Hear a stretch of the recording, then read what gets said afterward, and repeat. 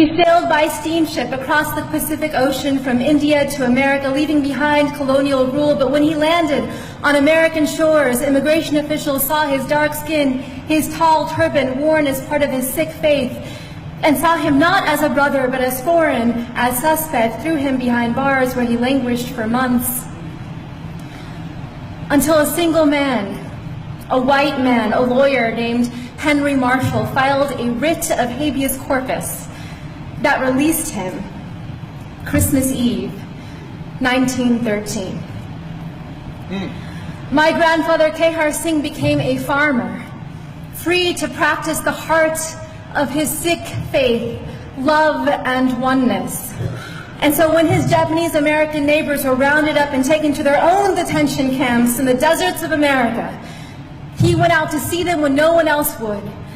He looked after their farms until they returned home. He refused to stand down. That's right. In the aftermath of September 11, when hate violence exploded in these United States and a man that I called uncle was murdered, I tried to stand up.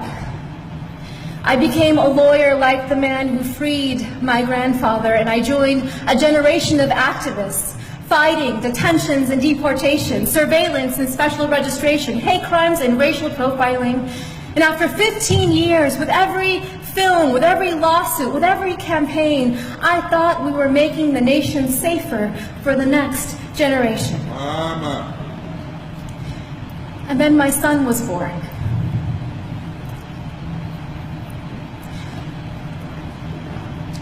On Christmas Eve, I watched him ceremoniously put the milk and cookies by the fire for Santa Claus. And after he went to sleep, I then drank the milk and ate the cookies. I wanted him to wake up and see them gone in the morning. I wanted him to believe in a world that was magical. But I am leaving my son a world that is more dangerous than the one that I was given. Because we are raising a brown boy in America.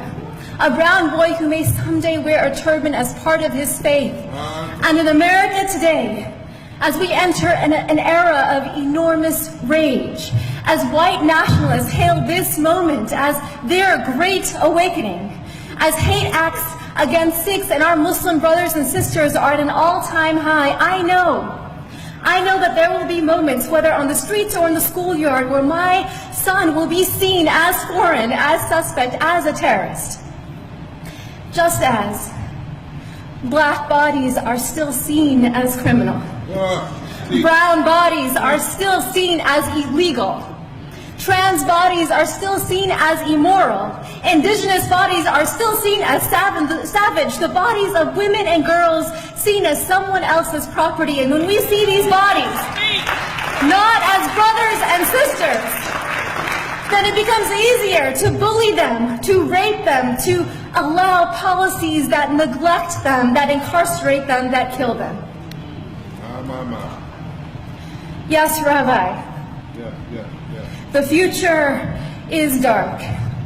On this New Year's Eve, this watch night, I close my eyes and I see the darkness of my grandfather's cell, and I can feel the spirit of ever-rising optimism in the Sikh tradition, Chardi Kala, within him.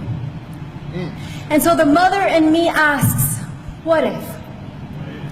What if this darkness is not the darkness of the tomb, but the darkness of the womb? What if our America...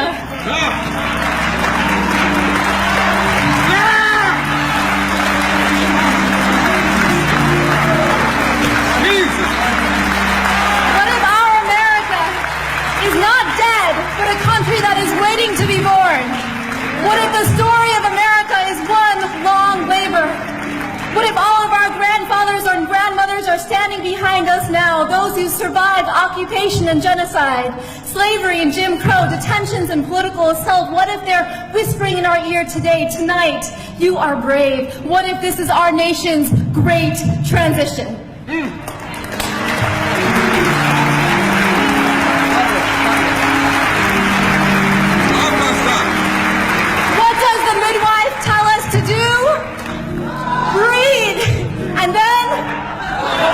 if we don't push